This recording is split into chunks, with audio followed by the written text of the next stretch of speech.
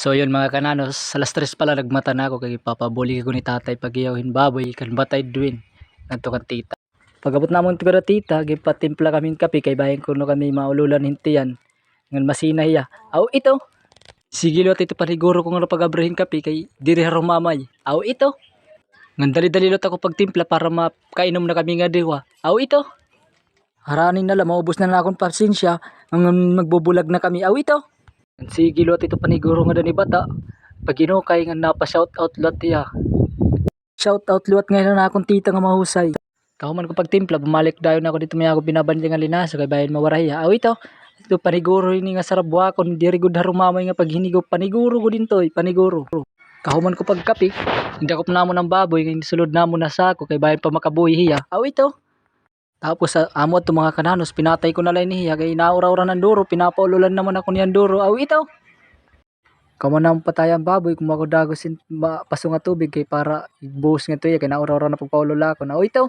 Este para malipyo ni nga baboy nga makiskisan nga maihaw na. Ngan sige giya pinipaniguro lutan mga paragyaw ni tita nga duduan ng mga gwapo. Aw ito.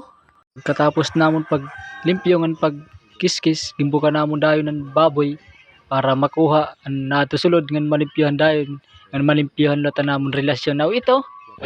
Pagkatapos ko ani batan laban lo binahinay niya paglimpyo namon relasyon nga duha.